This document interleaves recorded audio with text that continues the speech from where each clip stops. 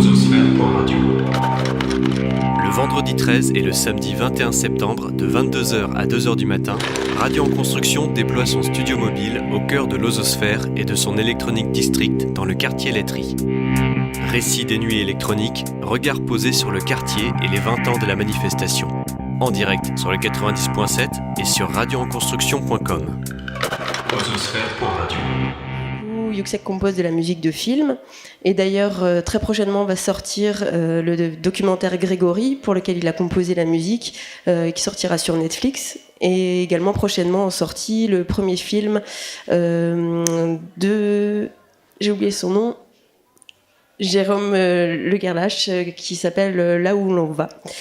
Voilà, donc je vous laisse en très bonne compagnie, on est très heureux de les accueillir, donc veuillez accueillir Maxime Delcourt et Yuxek. Merci. Merci. Merci. Merci d'être venu également. Là, juste pour vous faire une petite idée de ce qui va se passer là pendant l'heure qui arrive, je vais parler pendant un quart d'heure, 20 minutes d'histoire derrière les films. Et ensuite, on accueillera Yuxek pour parler justement de comment on peut composer une musique de film et comment une musique de film se crée. Est-ce que c'est en lien avec comment le travail avec le réalisateur se passe.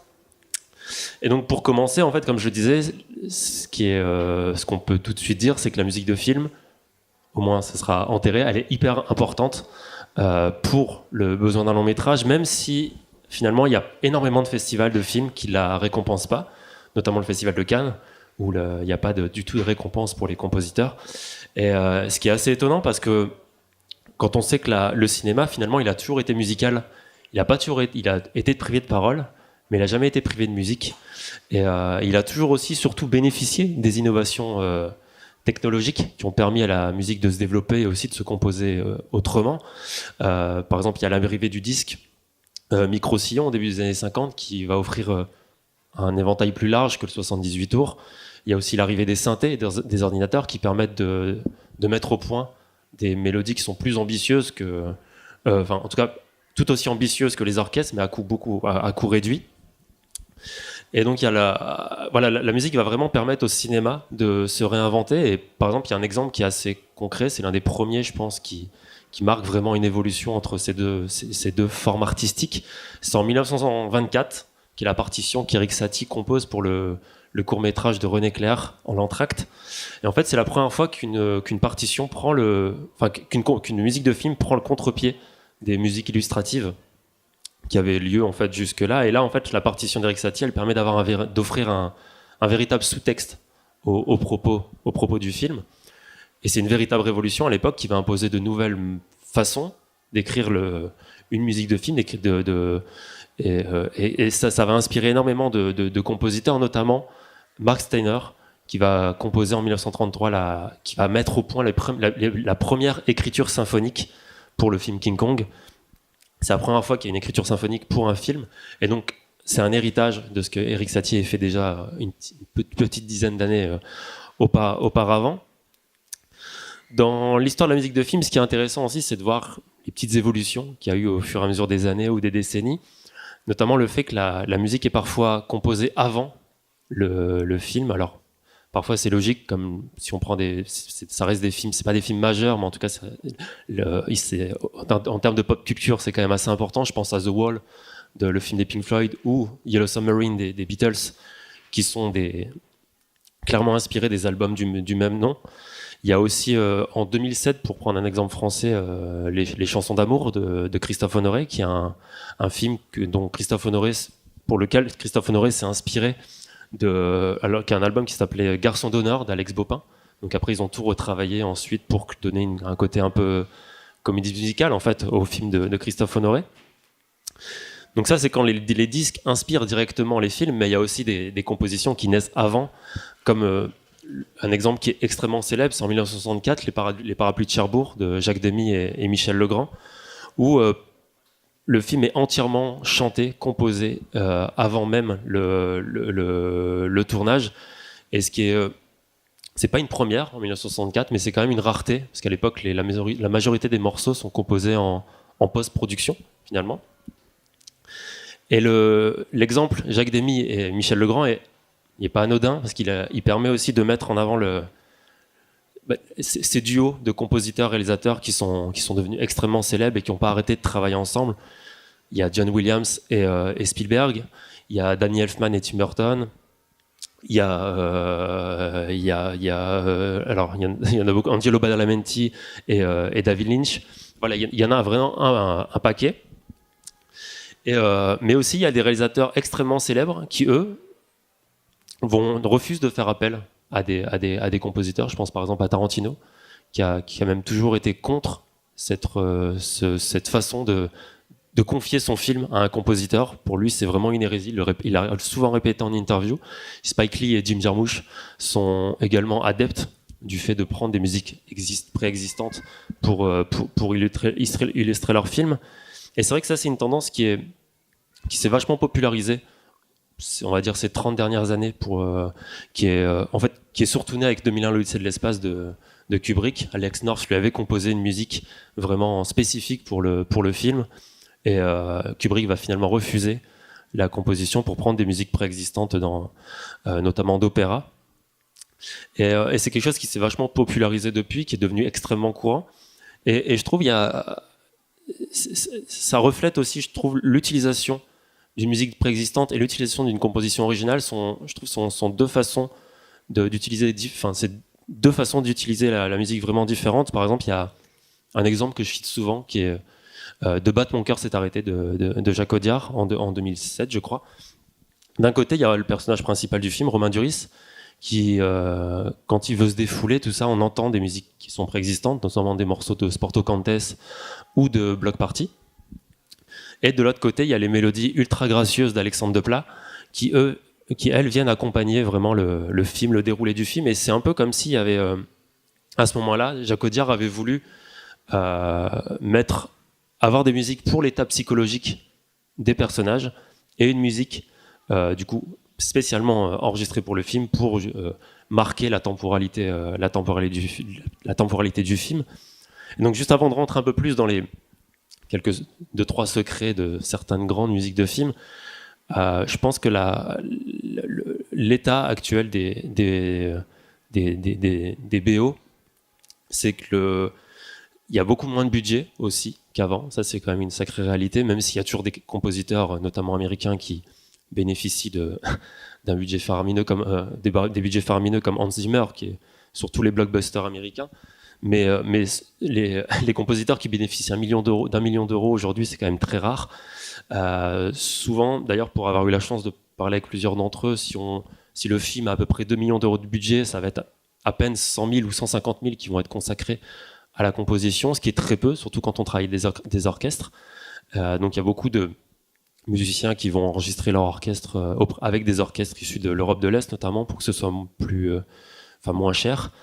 Et Alex Baupin, dont je vous parlais tout à l'heure, avec qui j'ai eu l'occasion de parler justement, lui il me disait que pour les chansons d'amour justement de Christophe Honoré, il avait travaillé 5 mois dessus, 5 mois au cours desquels il était présent tous les jours sur le tournage, tous les jours en salle de mixage et de montage, et tout ça en fait pour seulement 5 000 euros plus les droits d'auteur. Donc il y a vraiment un manque de reconnaissance, je pense, de tout ce travail, malgré le fait qu'il y ait des musiques de films extrêmement mythiques. Et la première, vous le voyez, dont je vais parler, c'est Jurassic Park, et je vous mets juste un extrait avant d'en parler.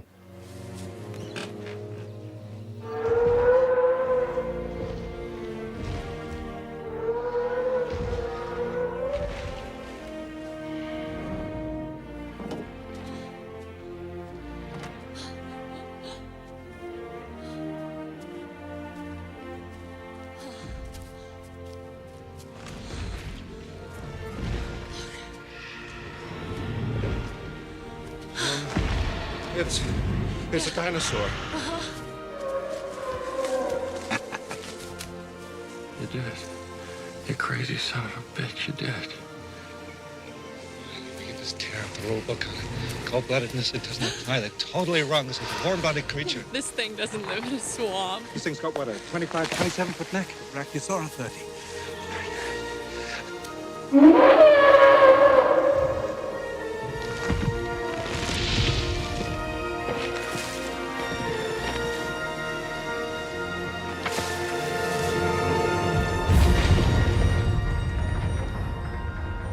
gonna make a fortune with this place.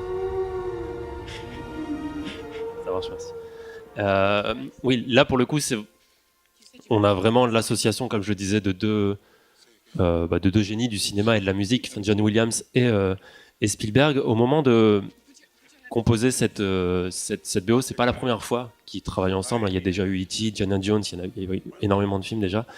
Et là, en fait, l'ambition des deux artistes, selon eux, c'est de capturer la beauté impressionnante et la grandeur des dinosaures dans la nature. Et je trouve que, pour le coup, cette scène, elle illustre très bien parce qu'on voit les trois acteurs principaux, donc les deux docteurs plus Jeff Goldblum, le mathématicien dans le film, qui découvrent pour la première fois l'existence des dinosaures, des brachiosaures là, en l'occurrence. Et on voit en fait toute cette scène vient recréer cet émerveillement que John Williams et Spielberg ont souhaité créer. Et pour ce thème, en fait, qui est le thème principal de Jurassic Park, qui date de 93, c'est la première fois où John Williams et Spielberg travaillaient à distance. Ils avaient toujours l'habitude de travailler vraiment conjointement, en studio et sur le plateau de tournage.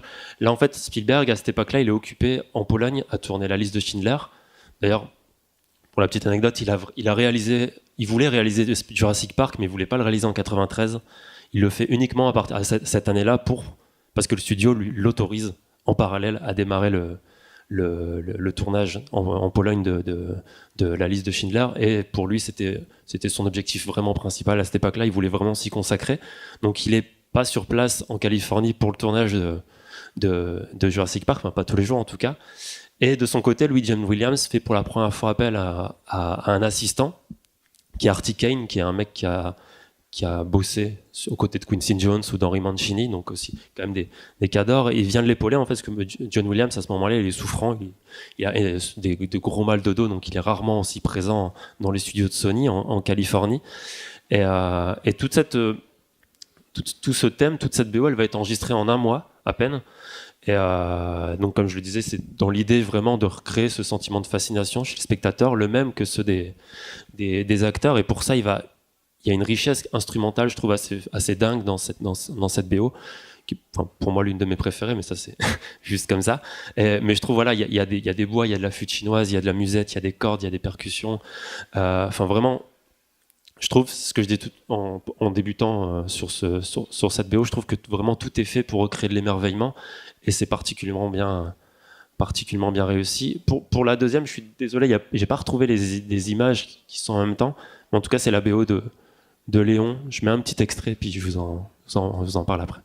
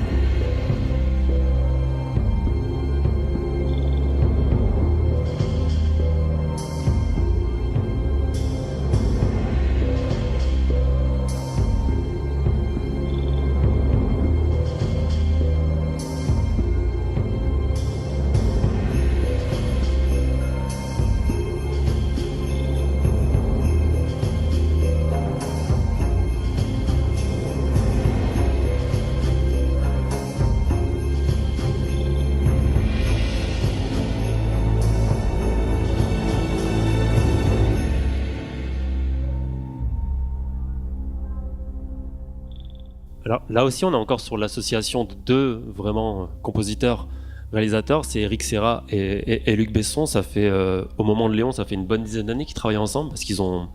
La première fois, c'était sur le court-métrage de Luc Besson, l'avant-dernier, en 81, je crois.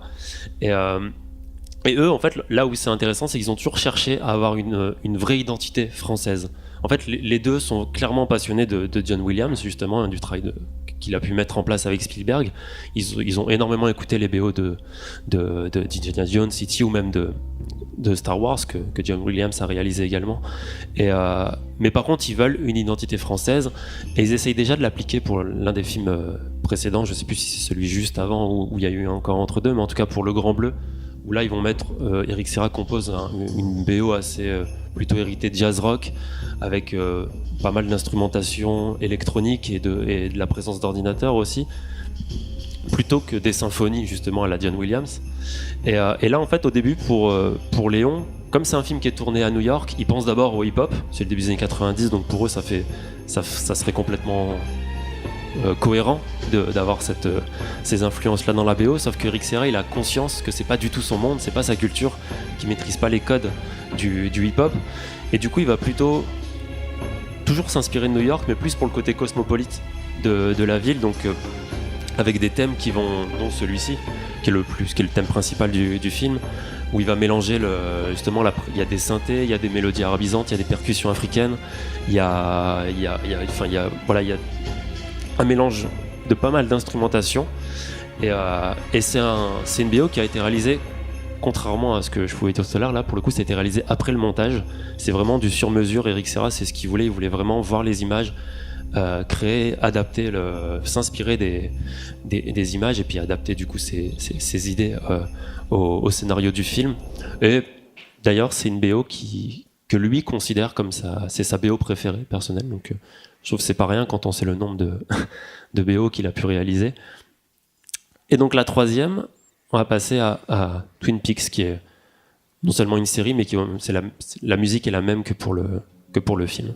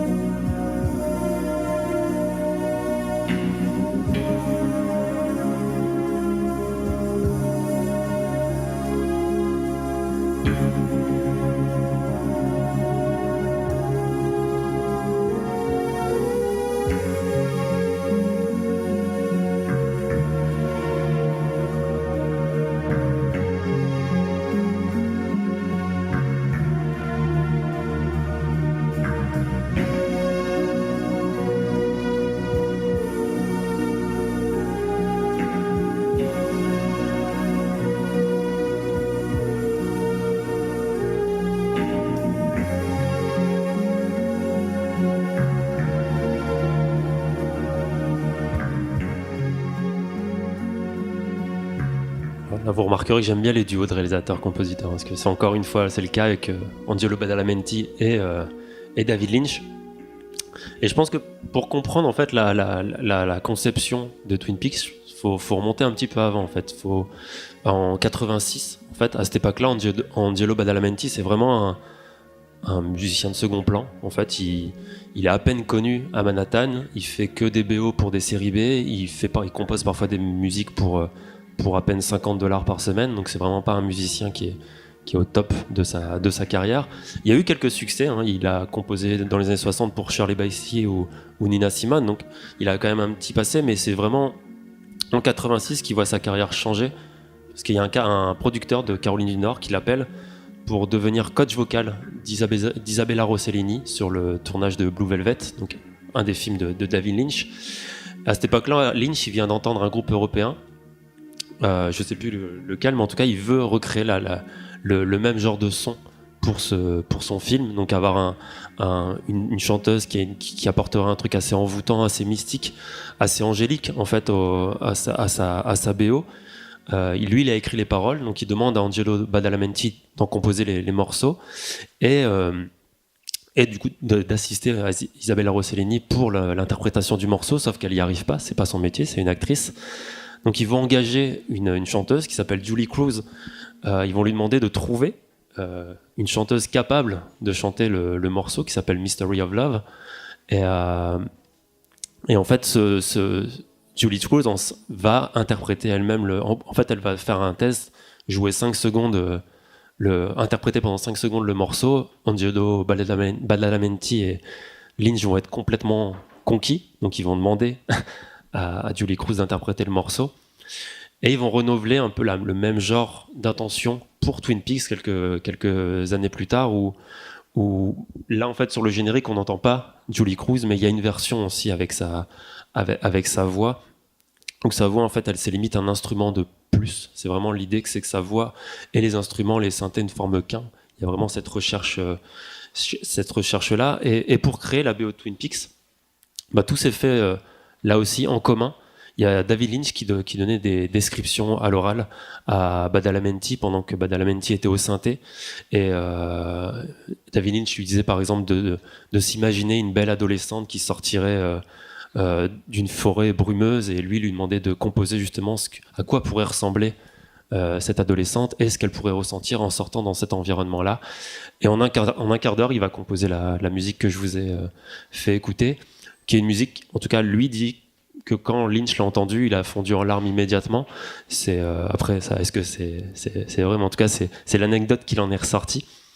Et juste avant d'inviter Yuksek à discuter, je vais juste terminer sur un dernier exemple qui est beaucoup plus récent du coup, mais qui permet de faire la transition avec l'importance, je trouve, des musiciens issus des musiques électroniques ces 20 dernières années, qui sont de plus en plus présents derrière certaines bandes son. Je pense même par exemple à Parawan qui a réalisé certaines bandes son, dont la naissance des pieuvres. Cette BO là, elle est aussi importante parce que pour l'anecdote en fait qu'elle raconte, que à cette époque-là, le duo, enfin les deux musiciens de R, donc Jean-Benoît Dunkel et Nicolas Guedin, viennent de terminer la tournée américaine de leur premier album, Moon Safari. Et ils font la rencontre en fait à Los Angeles de Brian Retzel, qui est le superviseur musical de Sofia Coppola, donc la réalisatrice de Virgin Suicide.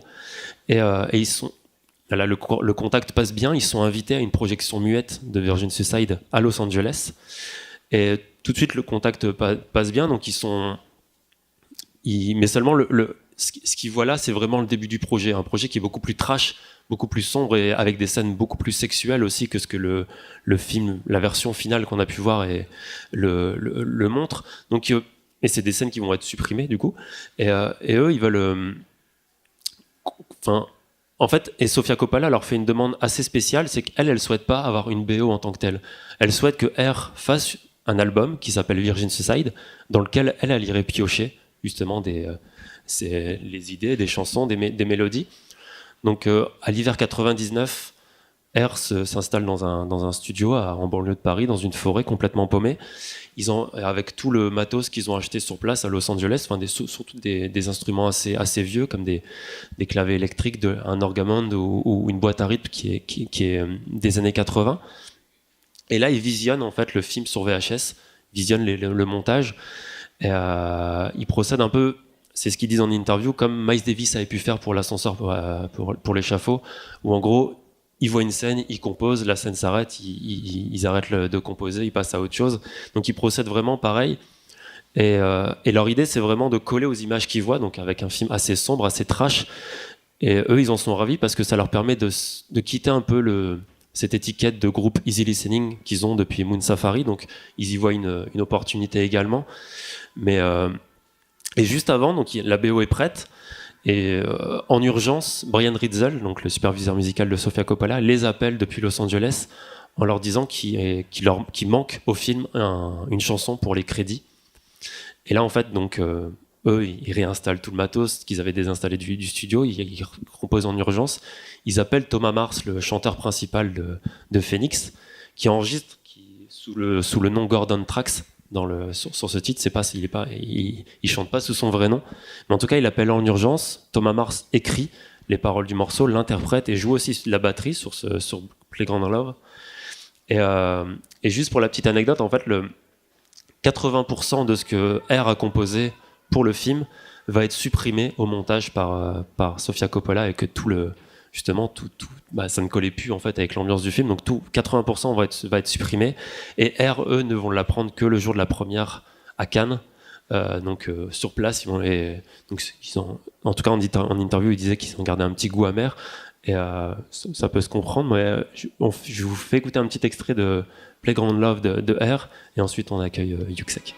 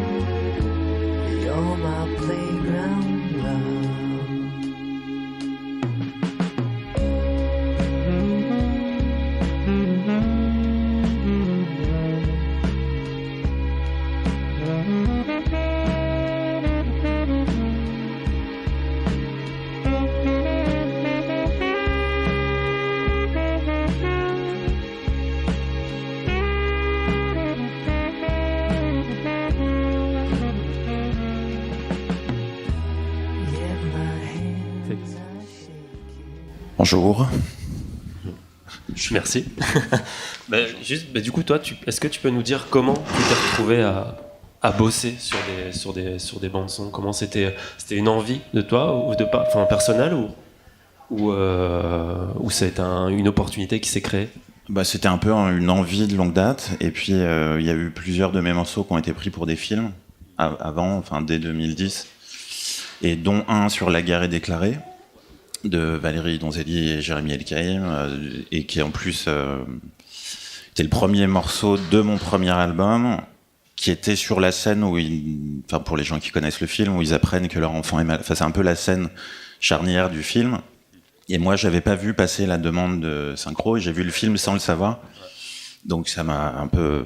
le film remue quand même, et puis d'avoir un morceau là, c'était très beau. Donc après, on s'est rencontrés avec Jérémy Elkaïm. Et c'est un peu mon Gemini Cricket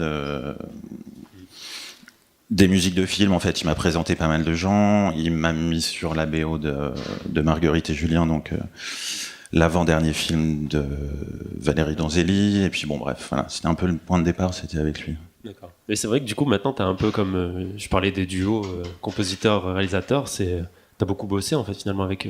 Tu commences à beaucoup à avoir une belle expérience avec Jérémy Elkaïm. Là, je suis en train de faire la musique de son premier long métrage, qui est en tournage en ce moment. Et du coup, comment ça se passe justement cette relation avec le réalisateur? Tu réponds à des directives précises ou tu es assez libre de composer ce que tu souhaites? C'est un peu les deux. C'est cadré dans le sens où c'est évidemment au service d'un film où les réalisateurs ont des envies, mais en fait, c'est un peu cliché de dire ça, mais c'est vraiment les images qui décident, en fait. C'est-à-dire c'est un travail d'équipe, donc ils ont toujours... on doit être investi, je sais pas comment dire ça exactement. En fait, c'est vraiment un travail d'équipe, donc dès le scénario, on réfléchit ensemble. Moi, je commence à créer des thèmes, des trucs, dont ils sont contents ou pas. Ça avance, mais...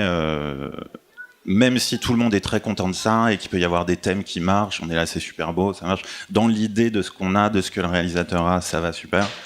Et après 3 semaines de tournage, un premier cut, il pose les images dessus et ça marche pas du tout. Ou ça marche. Il y a pas de. Mais c'est vraiment les images qui décident au-delà de tout, et il y a un truc magique qui est impossible à décider vraiment avant, je pense. Donc toi, tu dois vraiment. T'as vraiment besoin des images pour composer. Tu ne verrais pas justement sur la base d'un scénario ou des idées simplement du réalisateur. Si, on le fait, on essaye, et des fois ça marche, mais c'est pas gagné du tout. Ouais. Forcément. Ouais. Même si tout le monde est content, en fait, c'est ça que je veux dire. Et je sais que tu as composé aussi pour des documentaires, des mini-séries, même des pubs aussi, je crois. Enfin, est-ce que c'est un travail différent, justement est-ce que tu as une approche différente quand tu composes pour un film ou une série? Parce que la série, peut-être que la musique peut revenir régulièrement, donc peut-être qu'on se dit qu'il faut créer un thème vraiment. Bah, la série et le documentaire, c'est différent parce qu'on accompagne quand même un propos. C'est moins. C'est moins illustratif, quoi. C'est-à-dire qu'on est déjà, la musique est beaucoup plus en retrait. Elle apparaît à certains moments, mais c'est plus une ambiance générale que dans certains films où la musique est vraiment un personnage. Ou comme tu le disais tout à l'heure. À propos du film de, je ne sais plus, de Sissi Dodiar. Ouais, de Battre mon corps s'est arrêté. Ouais. Où la musique peut être une partie de la musique, l'intérieur enfin la réflexion intérieure d'un personnage et une autre forme de musique, enfin des couleurs vraiment de musique. C'est des choses qui sont plus difficiles sur du documentaire où on n'est pas exactement là pour ça. Et je parlais aussi justement du manque de budget. C'est une réalité, toi, que tu te confonds aussi. Après, peut-être que t'es moins peut-être confronté à tout ça, mais c'est. Si, ça arrive. moi, en fait, je me plains pas du tout, hein, mais j'arrive toujours dans les trucs quand il n'y a plus d'argent. Enfin, c'est un principe de. Alors, plus d'argent, moderne, encore une fois, parce que j'y gagne très bien ma vie, mais c'est vrai qu'il y a, d'après avec les compositeurs avec lesquels je parle, qui travaillent depuis longtemps, c'est vrai que c'est plus difficile. Moi, ça me paraît relativement confortable. Et puis, et la plupart du temps, je fais tout, en fait. Enfin, c'est-à-dire que même jusqu'au mixage, vu que je suis producteur aussi, donc, si tu veux, je récupère une enveloppe globale, là où d'autres compositeurs qui ne sont que compositeurs ou musiciens, après, doivent faire produire, mixer, masteriser, machin. Ouais. Moi, je fais du début à la fin. Sauf sur, justement, Marguerite et Julien, où c'était un score de musique classique. Donc où là j'ai écrit une partition où on a enregistré un orchestre symphonique et où après j'ai retravaillé tout ça. Mais donc où là il y avait un vrai enregistrement d'orchestre. Et ça t'a pris combien de temps justement sur Marguerite et Julien? Est-ce que c'est justement partition de musique classique, c'est pas ton domaine à la base? Si. Ouais, ok. Non mais je veux dire par rapport à si, moi j'ai fait le conservatoire. Non mais ça change, je veux dire, de ce qu'on. Ouais, voilà. Non mais ce que je dis, c'est que ça me permet justement d'explorer des choses que tu ferais pas avec ta propre musique. Ouais. Et donc ça, c'était bien. Et la question, c'était quoi? C'était combien de temps ça t'avait pris, justement En général, c'est 2-3 mois, les musiques de film, à peu près. Quoi que ce soit, finalement, ça a toujours été à peu près ça. Okay. Et tu trouves que c'est suffisant ou c'est toujours assez Non, c'est tout à fait suffisant. Ouais. Et il y a des BO, toi, qui t'ont... Question assez simple, mais des BO qui t'ont marqué? En général, qui peuvent soit te guider aujourd'hui ou même juste quand t'étais petit ou même à l'adolescence ou même maintenant, des BO quand tu les écoutes, tu dirais c'est quand même un sacré travail. Ouais, alors c'est pas forcément des BO hyper impressionnantes, mais par exemple je pense toujours à la BO de Trafic de Soderbergh. C'est Santa Olala, je crois. Là, pareil, dans les couples, c'est un couple que t'as pas cité, mais qui est un couple important. Et Trafic, c'est un film qui est basé sur la colorimétrie, en fait. Enfin, la couleur entre... Enfin, pour ceux qui se souviennent pas, c'est une histoire de trafiquants et de prise d'otages entre le Mexique et les États-Unis. Et il y a vraiment un truc très bleu et très lumineux quand on est aux États-Unis, et très rouge et très incandescent et jaune quand on est au Mexique. Mais vraiment dans la colorimétrie du film. Et la musique est pareil, en fait. Il y a vraiment une différence et une intention différente entre les deux côtés. Et c'est hyper fin à la fois. Et c'est très beau. Et sinon, dans les gros trucs récents, moi, ce qui m'a complètement perturbé, c'est Interstellar, la musique d'Hans Zimmer, qui est... Ouais. Et on en parlait il y a 2 jours. Tu passais Virgin Suicide, mais j'ai vu Jean-Benoît de R il y a 2 jours. Okay. Et on parlait de ça, où même en tant que personne qui voit le film, la musique de toute façon est hyper prenante, et en tant que musicien et producteur, ça nous met complètement assis, parce que c'est le travail de texture, de profondeur du son, c'est à la fois hyper simple et excessivement compliqué et excessivement travaillé. Enfin, et puis c'est beau, quoi. Enfin, avant tout. Là, c'est marrant, parce que, Hans Zimmer, il a parfois, je remarque qu'il y a... Le meilleur et le pire, en fait. Comment ? Le meilleur et le pire, je trouve. Bah ouais, c'est ce que j'allais dire, c'est on lit aussi pas mal de... Quand on doit s'attaquer à un compositeur de film, aujourd'hui, on s'en prend facilement à lui, parce que, je pense, peut-être parce que c'est lui qui a les plus gros contrats, mais en tout cas, c'est vrai que il est capable de travailler sur des blockbusters, qui font de seconde zone, mais en même temps de mettre au point des BO qui sont qui sont assez impressionnantes de détails et aussi d'ambition en fait. Ouais, mais je pense que même s'il a une très longue carrière et que c'est pas un petit jeune, là il est un espèce de, enfin il a pris justement depuis Interstellar, je trouve, une espèce d'autre stature. Après aussi de respect vachement du milieu, enfin, tu vois ce que je veux dire, où il était avant un peu pris pour le mec, ok, de films très commerciaux, qui sait faire son taf, mais pas toujours en finesse, et là sur quelque chose qui, bah, de toute façon on peut pas critiquer ça, enfin c'est impossible, c'est trop bien. Mais tu parlais de trafic et ça rejoignait ce que je disais sur un peu de battre mon cœur s'est arrêté, mais il y a aussi plein d'autres exemples. J'en ai pas parlé, mais il y a par exemple Le Bon, la Brute et le Truand de Sergio Leone. Ennio Morricone pour ce film a finalement le thème tient sur 2 notes et ces 2 notes sont jouées parfois avec des instruments complètement, enfin différents selon les 3 personnages principaux. Toi, c'est des trucs qui t'éclatent, ça aussi de trouver un thème pour un film. De toute façon, c'est toujours la quête. C'est toujours ce que généralement les réalisateurs veulent, ce qu'on a envie de faire. C'est un peu le Graal, mais c'est hyper dur. En fait, c'est ce qu'il y a de plus compliqué. De toute façon, dans quel que soit le domaine, c'est le minimalisme. Je veux dire, quand tu vois les scores c'est pour ça que ça fatigue un peu aussi, les scores symphoniques hyper lourd, enfin tout le monde essaye de faire un peu du John Williams, mais ça finit quand même assez souvent en soupe, et arriver juste à faire 3 notes qui accompagnent un propos, qui te mettent la chair de poule, c'est ce qu'on veut tous faire, concrètement. On n'y arrive pas, toujours. Et puis, est-ce qu'il y a la peur aussi de pas y arriver? Par exemple, tout à l'heure, je parlais d'Alex North avec Kubrick, mais même sans parler de compositeurs, il y a énormément aussi de chanteurs en fait qui sont faits. Je pense par exemple Frank Ocean qui a été écarté par Tarantino de Django Unchained, Radiohead de James Bond, ou il y a eu il y a aussi Bruce Springsteen, je crois, qui avait enregistré aussi un morceau pour Harry Potter qui s'est fait écarter. Donc c'est quand même des grands noms qu'on met de côté. Est-ce que tu te dis, toi, ça te fait peur justement quand tu te lances dans une composition de musique de film, de te dire peut-être que je trouverais pas créer de la bonne musique, mais en tout cas pas créer la musique pour ces images, pour ce film? Franchement, non.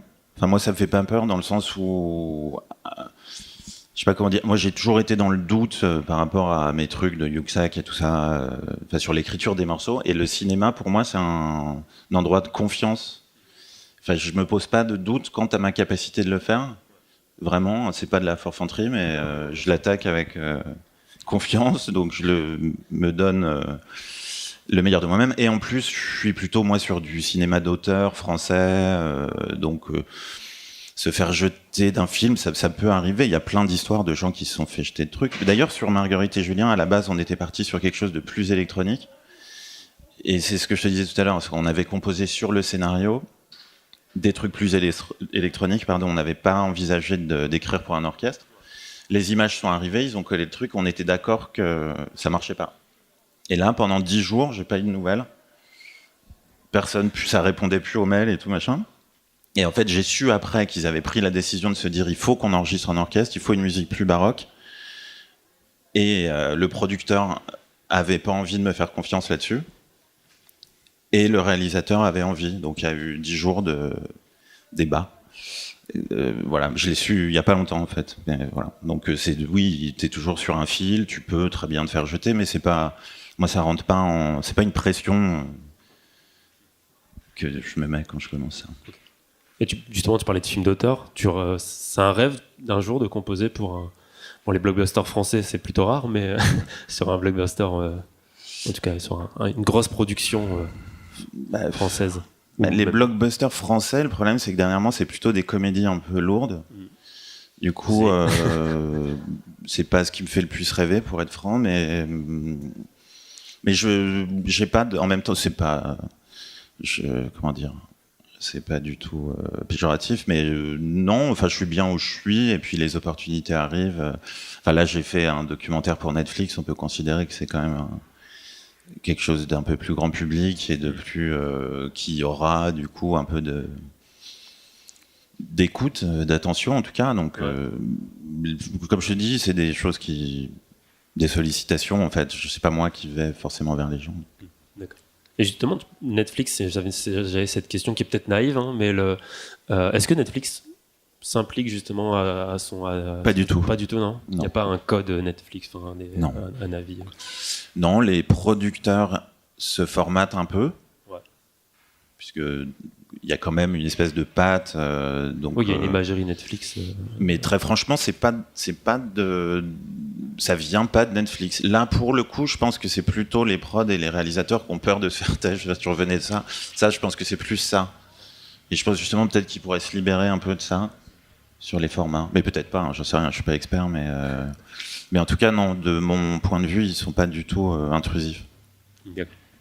Et première question, c'est vrai qu'on a évoqué La Gare est déclarée, enfin la synchro que tu as eue sur ce film. Est-ce que tu peux expliquer justement comment ça se passe une synchro, enfin comment tout ça se met en place au niveau. Imagine c'est tout ce temps Justement, d'auteur. comme je t'ai dit, moi je le savais même pas. Donc, ouais. Mais sur un autre film aussi, je crois que tu as eu une synchro. Ouais, il y en a pas mal sur les gazelles. Ouais, voilà, les gazelles, c'est ça.